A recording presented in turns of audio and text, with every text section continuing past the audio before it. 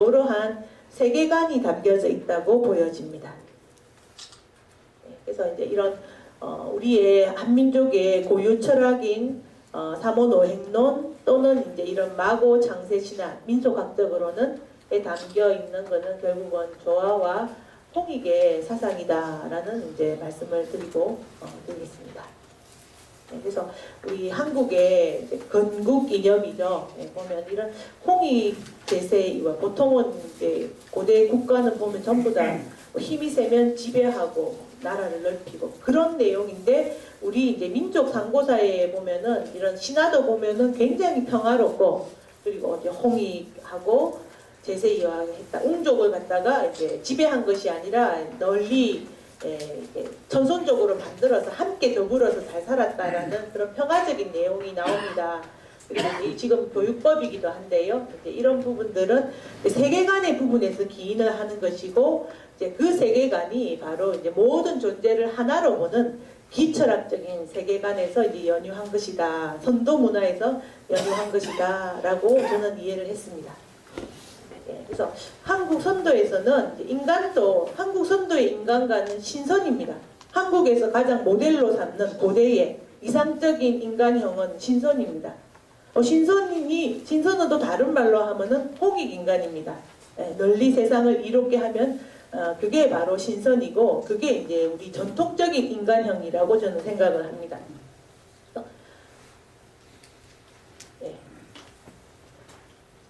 이런 이제 사모노행적인 세계관은 사람도 똑같이 적용이 되죠. 사람 속에서도 이런 삼태극이 들어가 있습니다.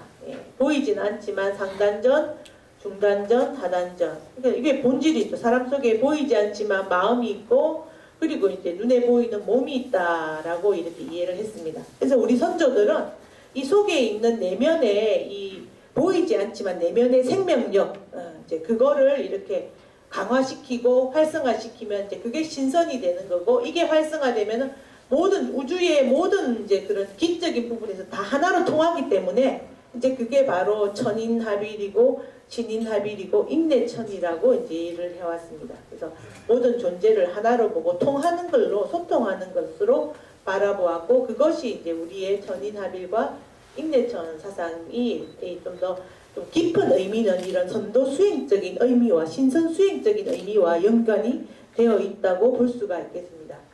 그래서 3일 신고에 보면 지감, 조식, 금촉이라는 내용이 나옵니다.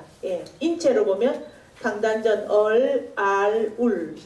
에너지가 이거는 의식이죠. 여기는 마음이고 여기는 이제 몸과 관련되어 있습니다. 이런 것들을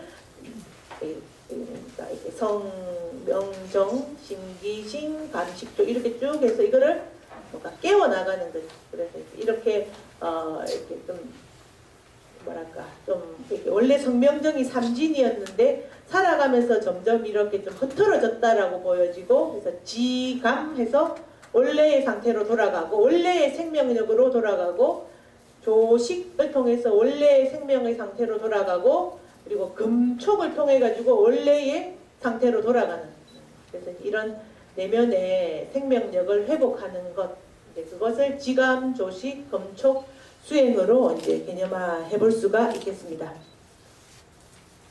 그리고 한국 선도의 역시 3일 신고에 보면은 신선은 어떤 사람인가라는 부분이 3일 신고에 정의가 되어 있습니다. 보면은 먼저 이제 성통은 내면의 생명력을 회복하는 것. 그래서 생명력이 이제 지감, 조식, 금촉으로 회복이 되는데 이거는 개인의 생명력이 회복되는 거기 때문에 많이 부족하다고 봅니다. 개인만 좋은 것이 아니라 전체가 더 좋아야 되기 때문에 더 그 다음 단계로는 공환을 설정을 합니다. 이거는 사회적인 실천론입니다. 그래서 개체 차원에서 전체 차원을 이롭게 하는 것. 그래서 이거는 개전일려, 개전일체의 사상입니다. 홍익인간 제세이화해서 전체를 이제 생명력을 회복시키는 것. 그래서 회복된 생명력을 사회로 펼치는 것으로 정의해 볼 수가 있겠습니다. 그리고 최종적으로는 조 또는 조천이라고 합니다. 생명이 우주의 어떤 1기, 3기에서 나왔기 때문에 이제 그쪽으로 돌아가는 것을 조 또는 조천이라고 했습니다. 3일 신고에 입각해서 이제 성통공안 조천 사상을 설명드렸는데 이제 이러한 인간형에 이제 부합되는 존재가 바로 신선이고 또 이제 홍익인간으로 볼 수가 있겠습니다.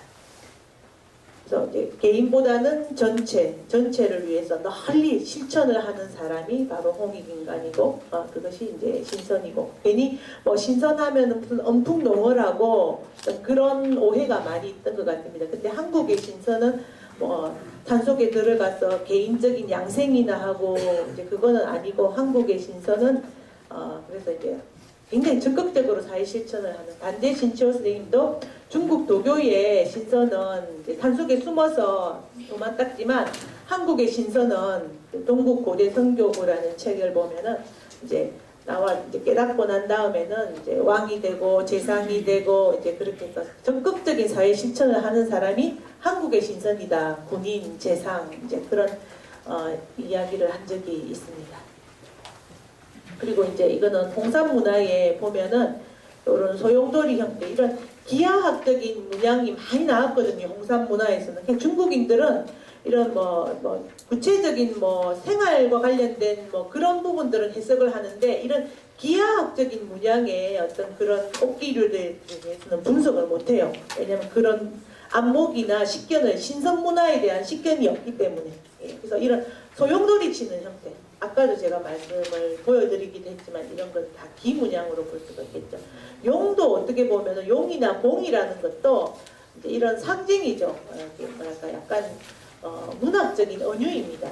이 생명 에너지를 아주 강력한 생명 에너지를 의미하죠.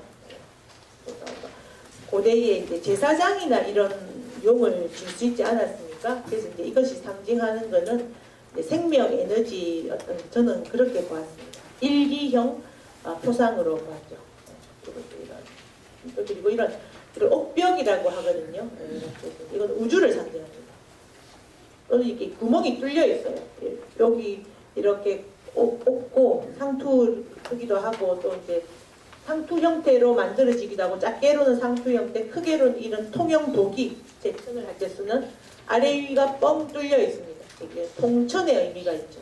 이런 그릇들을 만들 때 구멍을 뚫어놓은 거죠. 원형은 다 일기를 상징하는 걸로 볼 수가 있어요. 그리고 이제 삼태극이 홍산 문화에서 이제 제일 먼저 등장을 했거든요. 그래서 이건 한국인들은 꼭 알아야 되는 부분이라고 저는 생각합니다. 그리고 은나라 중국의 홍산 문화와 동시대 때 중국 지역으로도 전파가 되어서 대문구 문화라든지 이제 그런 쪽으로 가도 이런 문양 삼태극 옥벽 많이 나옵니다. 이제 이런 것들 나오고 요거는 고조선 시대 때 오한기 지역에서 나온 고조선 시대 때 삼태극 그리고 이제 이런 거 또는 마한 시대 때의 이런 것. 그다음에 이제 홍산 문화에서 이제 등장을 하는 요 기화수토 요 중앙은 생명이고요. 기고 요거는 기화수토를 상징하는 이런 십자형 문양이 많이 나왔습니다. 홍산 문화 이것도 홍산 문화에서 나왔습니다. 중국인들은 이걸 해석을 못하죠. 그냥 이거를 구운형 구름 문양의 옷기다 구운형 옷기다 그렇게 그냥 유형화만 해놨어요. 근데 뭔지 몰라요. 근데 이제 한국의 어떤 이런 삼원 오행 철학을 알면은 이거는 분명히 십자 형태의 어떤 형태로 볼 수가 있죠. 홍산 문화는 전부 십자형으로 나오거든요. 여신묘도 십자고 그리고 요거는 당군조선 때의 정동기 십자형 정동기 요거는 마한 시대 때의 소용돌이 치는 이렇게 우주 문양, 우주의 어떤 이렇게 또 에너지 문양입니다. 기화수토 문양이죠. 그리고 이런 거, 요거는 이제 부여, 일본까지 전해졌습니다. 부여, 가야, 일본까지 전해졌고, 요거는 백제 시대 때의 이런 파문입니다. 그리고 이제 요거를 갖다가 이제 율료로 각각의 이제 율료로 구분을 해보면 이게 두 개씩 구분이 되죠, 그죠? 1, 3이 2가 되고 2가 4가 되고 4가 8이 되지 않습니까? 근데 요거를 또 다르게 표현을 하면 이렇게 8이 되는 거예요. 요거는 8이 됩니다. 요거는 홍산 문화에서 오한기 지역에서 나온 홍산 문화에서 나온 이런 이것도 역시 도끼 다리를 끼워가지고 이제 그 사대왕들만 이걸 들 수가 있어요. 이게 굉장히 정말 귀한 유물이라고 저는 생각합니다. 네. 그리고 이게 이제 여러분 잘 아시는 이제 단군조선 때 나온 팔주령이거든요. 천부삼인 중에 하나죠. 그래서 이게 왜 8개냐 라는 거. 이게 그 원형이 홍산문화에서 이렇게 홍산문화로 이어지고 있다는. 그래서 뭐 많은 분들은 선도 문화를 모르는 분들은 중앙에 이런 막 파상형의 문양이 막 계속 나오거든요. 여기도 보면 십자형이고 파상형의 문양이 나오는데 그냥 잘 모르면 그냥 태양 신앙이다, 태양이다라고 이야기를 하기도 하는데 단순한 태양이라기보다는 어떤 13과 2, 4, 8의 어떤 그런 에너지의 어떤 분화의 어떤 과정을 표현한 것으로 삼원오행형 표상으로 볼 수가 있겠습니다.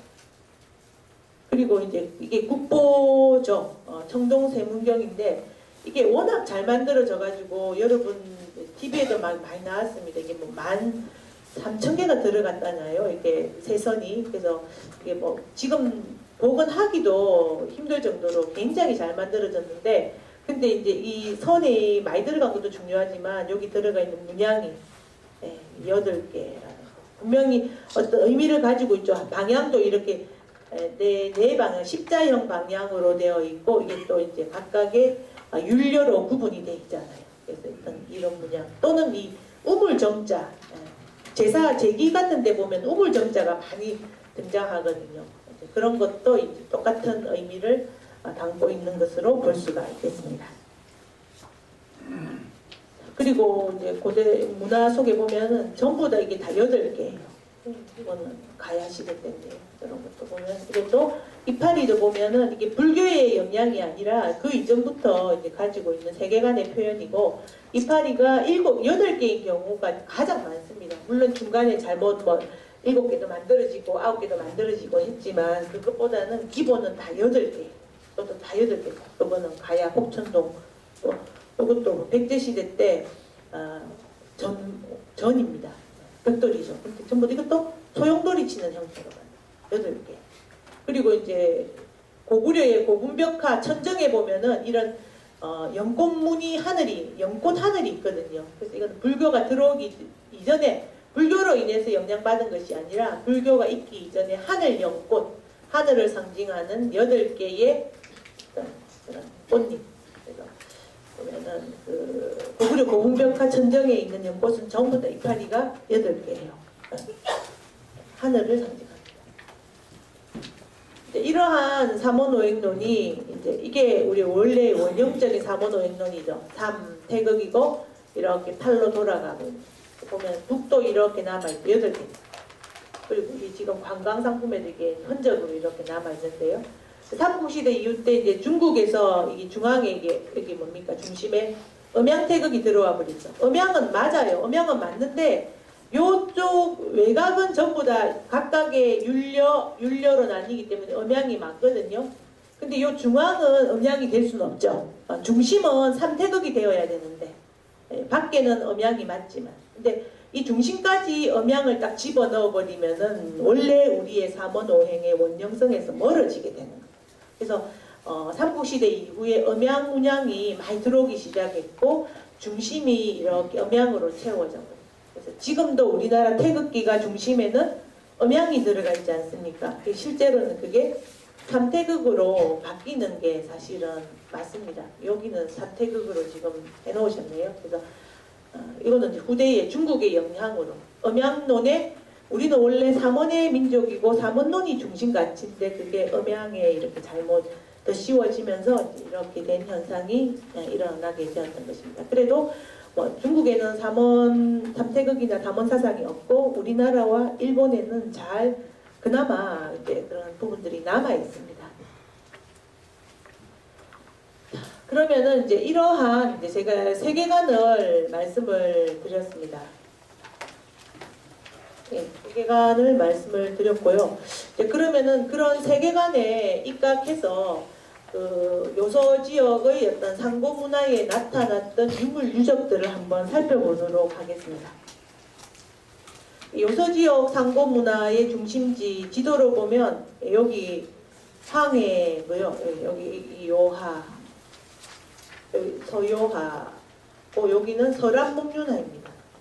근데 이제 초기에는 그 홍산문화 이전의 문화의 중심지는 홍산문화 때는 요쪽 일대가 문화의 중심지인데요.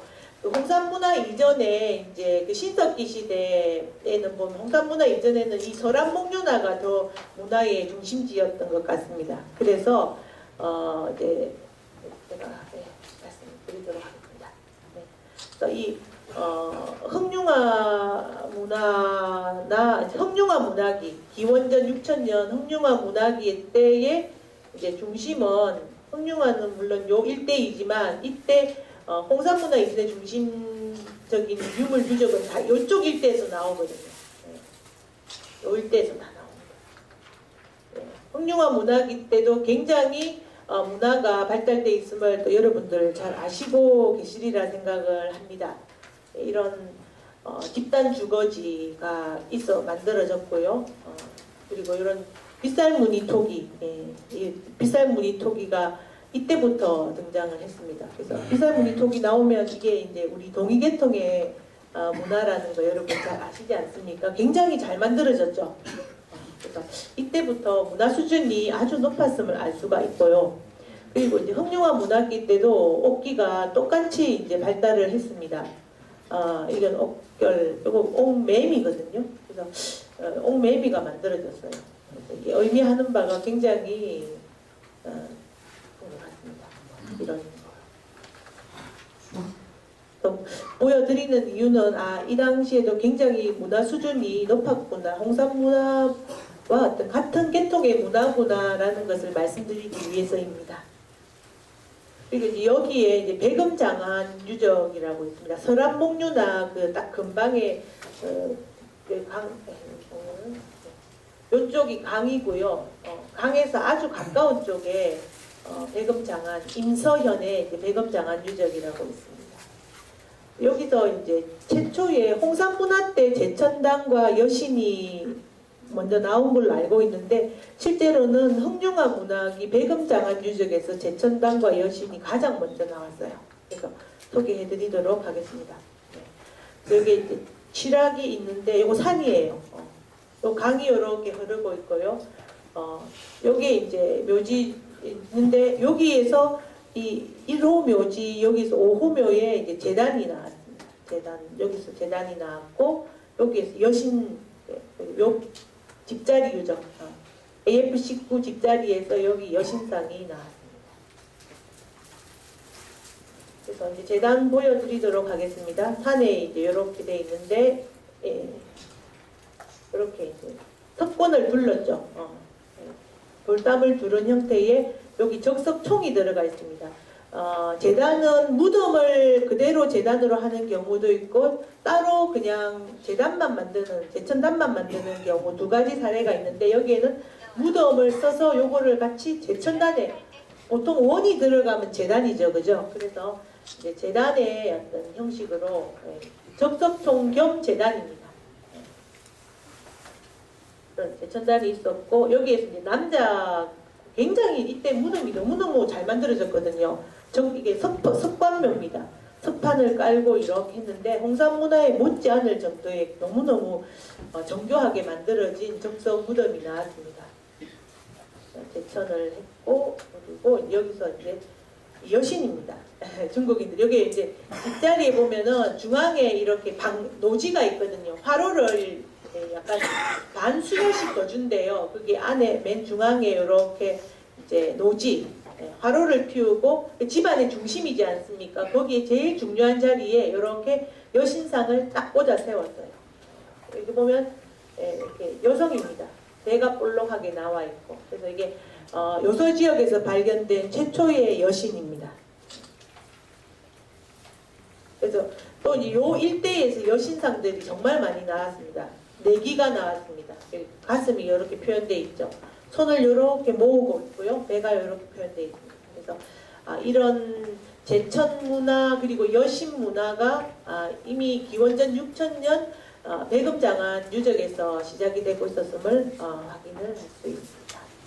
그리고 역시 이제 그 부근에 백음장안에서 가까운 곳에 임서라는 곳에도 보면 이런 여신상이 있습니다. 전부 다 가슴과 배가 강조되어 있고 손은 이렇게 다소 곳이 모으고 있는 형상입니다. 그래서 이것이 홍산문화의 여신상으로 쭉 이어지고 있는 걸로 보면 되겠습니다. 그리고 이제 BC 5000년은 이제 조보구 문화기이거든요. 이때 보면 여기는 난화 쪽입니다. 남평 후대자 유적에도 보면은 이제 여신이 등장하는데 이것도 중국인들이 굉장히 중요시하는 유물입니다. 이런 좀 앉은 자세, 앉아 있는 자세가 나오고 이런 한 6기 정도의 여신상들이 등장을 했습니다. 그리고 극식극등기 지역에 가면은 여신상이 등장을 하는데 남대자 여신상인데 중요한 거는 이렇게 머리에 이제 구멍이 뚫려 있는 형태. 이때부터 한 BC 5000년경부터 시작해서 이 구멍이 뚫려 있거나 여기 임당이 이쪽이 강조되거나 아니면 척추선이거든요. 척추가 이렇게 돌출되어 있는. 중국인들은 이런 부분에 대해서 의미 부여를 못하죠. 왜 척추가 강조되어 있고 왜 머리에 구멍이 뚫려 있을까? 라는 부분들, 이런 부분들이 이제 등장하기 시작하죠. 제가 그 부분은 좀 이따가 이제 말씀을 드리도록 하겠습니다. 그래서 어쨌든 재단도 계속 나오고 이제 여신상도 계속 나오기 시작한다는 거. 그리고 이제 조보구 문화기 BC 5000년입니다. 옹무특기 지역에 가보면은 이 여신이거든요. 요거는 이제 말 조개 껍데기, 큰 조개 껍데기로 만들어진 이제 여신인데요. 이때는 이 머리가 상투 문양. 이거는 박선희 교수님께서 이거는 상투 머리는 이게 한민족의 머리 문양이다. 중국에는 이런 머리 모양이 없다라는 부분을 많이 이제 말씀을 하셨죠. 그래서 여기도 머리 꼭대기 부분이 이제 강조가 되고 있죠. 강조가 되고 있고 이제 이런 것들. 홍산문화기에도 이제 이런 것들이 나오기 시작하고요. 그래서 이때는 신상을 만들면은 주로 전부 다 이제 여신으로 표현을 합니다. 이제 이런 부분들이 이제 저는 이제 이런 마고 삼신, 이제 여신이죠. 우리 이제 그런 삼신 할미로 이제 바라봅니다. 남신 이전에. 그래서 이런 삼신 단지의 유속이 지금까지도 남아 있습니다. 삼신 단지. 그다음 삼신상, 밥도 세 그릇, 미역국도 세 그릇. 최근에도 사람들이 다 삼신상 많이 차리더라고요. 요새도 이렇게 이런 삼신 문화가 남아있죠. 그리고 동화 속에도 이제 마고 삼신 이렇게 해가지고 이런 삼신 이야기가 동화나 구비 전승 속에 많이 남아있음을 확인을 할 수 있습니다.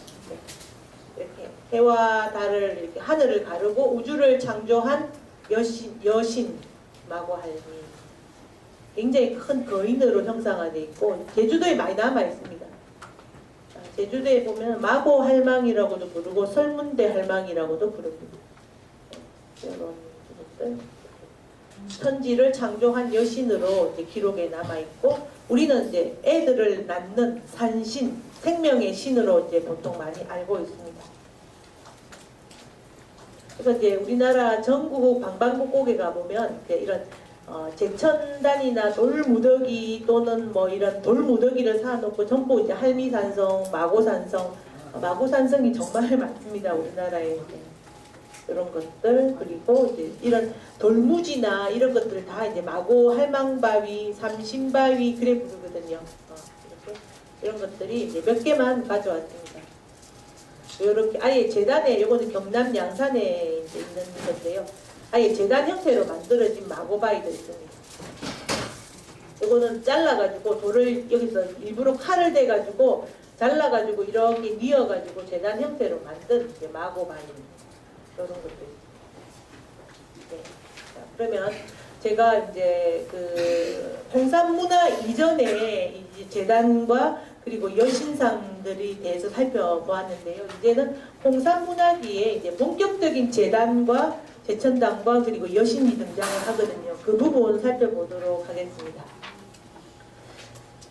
요서 지역에 이쪽이 이제 홍산문화 이전에는 요 서란목련화 지역에서 재단과 여신상들이 이제 많이 등장을 하다가 이제 홍산문화기가 되면서 이게 내려오는 거죠. 그러면서 대표적인 재단은 뭐 여기저기에 많지만은 여러분들이 제일 잘 많이 알고 있고 알려진 재단은 요 두 개입니다. 동산치와 우하량이죠. 예, 여기도 보면은 이렇게 여기도 재단 방형 재단도 있고요. 여기 원형이죠. 여기는 원형이 3개입니다. 처음에는 3개의 원형 재단에서 제천을 하다가 요게 폐기가 되고 나중에 다시 요거 두 번째로 요걸 만들어서 하나의 재단을 만들어서 쓰기 시작했습니다. 요게 더 처음에 사용되는 거, 두 번째 사용되는 거였다고 합니다. 그리고 또 이제 우화량에 가보면 여러분들 잘 아시는 이제 원방의 요소가 이제 등장을 하죠. 전부 삼청이죠. 이런 삼원사상에 의해 가지고 원, 방, 각, 사람이 제천을 하려고 딱 쓰게 되면은 원방각 삼합이 일어나게 되는 거죠. 제일 중요한 게 원방보다 더 중요한 게 각이죠.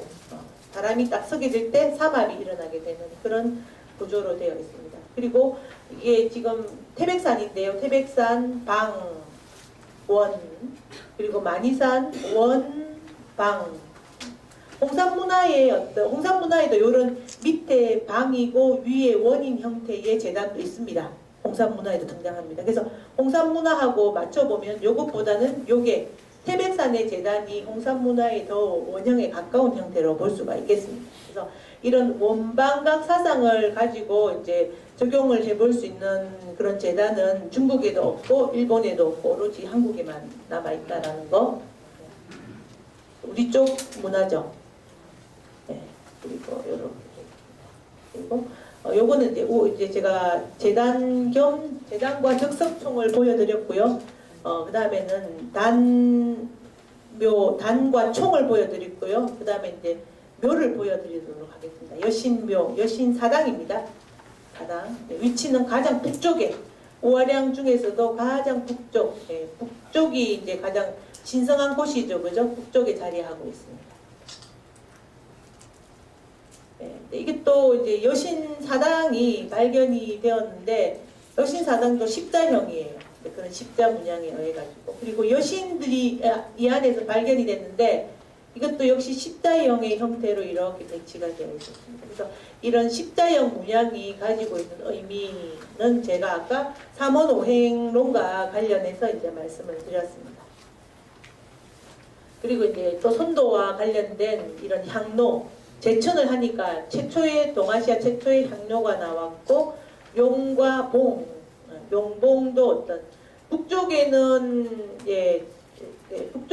새가 있고 남쪽에 용이 있었던 것 같습니다. 이렇게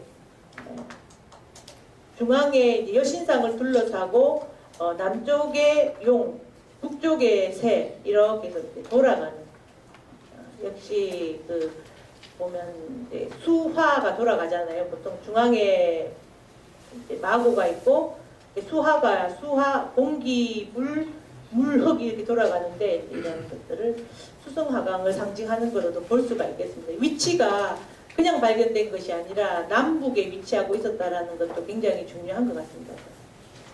그리고 이제 우화량에서 십자형, 삼원오행형 옥기가 이제 홍산문화 전반에서 발견이 되었는데 우화량에서만 이렇게 6개나 발견이 되었습니다. 이런 거. 십자형이죠. 그리고 중앙에 원, 방, 이것도 이제 삼원오행형으로 볼 수가 있겠습니다. 원, 방으로. 우화량이 이런 삼원오행론의 어떤 문화의 중심지임을 알 수 있겠습니다. 보면은 인체의 3배 크기, 여기는 인체의 2배 크기, 등신대 이렇게 쭉 십자형으로 되어 있습니다. 그 의미하고 칠려신의 의미에 대해서 제가 앞서 살펴본 부분입니다. 홍산문화기에는 이런 이제 여신들도 이제 동산치나 우화량에서도 발견되었지만 그 흑룡화 문화 이래로 이어져 내려오던 그런 여신들이 이때도 똑같이 만들어졌습니다. 이렇게 이제 기왕의 여신상 전통을 계승한 형태도 이렇게 홍산문화기 때 만들어졌고 돌로 만들어졌거든요. 근데 이제 이때는 이제 소조상. 이때 우화량이나 동산치에서는 전부 다 진흙으로 만들거든요. 그러니까 진흙으로 여신을 만들기 시작하면서 규모도 엄청 커지고 그리고 표현 방법에 있어서도 굉장히 이제 좀 섬세한 표현이 이제 가능해지게 되었습니다. 그래서 소조 여신상이 만들어지게 된 게 굉장히 큰 변화인 것 같습니다. 진흙으로 이제 마고 홍산문화기 때 들어서 이런 아까 제가 보여드렸죠. 이런 삼신상이 이렇게 만들어졌다라는 거. 이때부터 뭔가 선도 문화의 삼원사상이라든지 어떤 그런 부분에 대한 보다 본격적인 이해가 나타나고 있었던 것으로 볼 수가 있겠습니다. 그리고 이것도 이렇게 홍산문화기에 이제 나온 여신상인데요. 파리무기도 굉장히 이제 옥도 많이 나오고 문화의 중심지였습니다. 여신이 이렇게 손을 딱 모으고 있는데요. 여성입니다. 괴자를 하고 있죠. 여기에 3층에 머리에 3층에 원반 장식이 있어요. 중국인들은 이게 뭐 의미를 해석 못 하겠죠. 근데 이제 한국인들은 딱 보면 여기 머리에 아까 제가 여기 구멍이 뚫렸다든지 내지는 상투를 튼다든지 계속 머리가 이제 중요시 되지 않습니까? 그리고 여기에 3층에 재단을 올려버렸어요. 아예. 여기는 하늘과 사람이 만나는 곳. 선도 문화에서는 머리가 제일 중요하거든요. 여기 말랑말랑 애들은 여기가 열려 있어요. 숨골이라 그래가지고. 그래서 이제 기운이 통하는 곳이고 선도 수련을 할 때는 이게 백회혈이 제일 중요하거든요. 그래서 이런 표식이 이제 등장을 하게 되는 거죠. 그래서 이것도 이제 나일사대에서 나온 여신상입니다. 중요한 거는 이렇게 해서 이 구멍이 뚫려 있어요. 여기도 이제 구멍이 뚫려 있고 이렇게 이게 볼록하게 돼가지고 여기 인당혈로부터 여기에서부터 백회혈까지 이렇게 표식이 돼요. 여신상이 중국인들은 이걸 가지고 투구라고 그래요. 이런 여신상 정통에서 갑자기 이게 투구가 갑자기 왜 나올까 좀 의아하긴 합니다만 중국인들의 해석하는 방식이 대체로 좀 그렇습니다. 그래서 이런 계속 보면은 구멍 내지는 상투 재단해서 이런 선도 문화의 어떤 그런 부분들을 발견할 수가 있습니다. 그래서 이제 선도 문화에서는 이제 이 상단전 제가 말씀드렸잖아요. 이게 얼이 있지 않습니까? 민족 정신, 알울이라고 하는데요. 그래서 얼이 깨어나는 데는 이게 머리를 통해서 사람의 의식이 깨어납니다. 얼이 깨어나는데 그 중심이 백회혈입니다. 백회혈과 그리고 인당혈과 백회혈이 중심이 되면 사람의 의식이 깨어나거든요. 민족 얼이 깨어난다, 정신이 깨어난다라고 할 때. 신선수행에서는 머리가 제일 중요하고 그 중에서도 인당혈과 백회혈이 제일 중요한데 그런 표식이 홍산문화 특히 조보구 문화 때부터 시작을 해서 홍산문화기 때 이런 여신상에도 그런 표식이 나타나고 있다라는 건 대단히 중요하죠. 그래서 또 무엇보다도 이제 홍산문화기 때는 그 이전의 여신상은 대체로 서 있거나 아니면 이렇게 기대 앉은 자세였는데 홍산문화기 때부터는 이런 방가부자, 전형적인 선도 수행형 자세, 신선 수행형 형태의 이제 이런 것들이 나옵니다. 이런 것도 있지만 동산치에서 이제 발굴이 되었는데요. 이렇게 입상도 있지만 기존의 전통이고 새롭게 이제 나온 크게 만들어진 진흙으로 만들어진 여신상들은 여기 단전에 손을 딱 배꼽에 손을 대고 있습니다. 그리고 다리인데요. 방가부자입니다. 중국에서는 전통 자법이 괴자입니다. 중국에서는 방가부자가 한 번도 발견된 적이 없습니다. 그래서 중국인들이 처음에 이거를 이제 곽대순 씨가 이거를 발굴을 하고 깜짝 놀랐습니다. 왜냐면 중국에는 이런 자법이 없거든요. 중국에서는 그래서 불교 문화가 들어오고 난 다음부터 불교 영향으로 방가부자가 중국에 들어왔다라고 그렇게 소개를 하고 있었어요. 그런데 이게 이제 홍산문화에서 나오니까 지금은 바꿔버렸어요. 중국 학계에서 중국의 고대 자법은 원래는 괴자라고 해놓고 최근에 들어서는 방가부자였다라고 그 자기 전통도 바꿔버려요. 중국인들이 그래요. 그래서 이제 이런 게 이제 정확한 굉장히 이게 우리 한민족이라는 것을 한민족 계통의 문화라는 것을 알 수 있죠. 일본도 이런 게 없고 방가부자는 오로지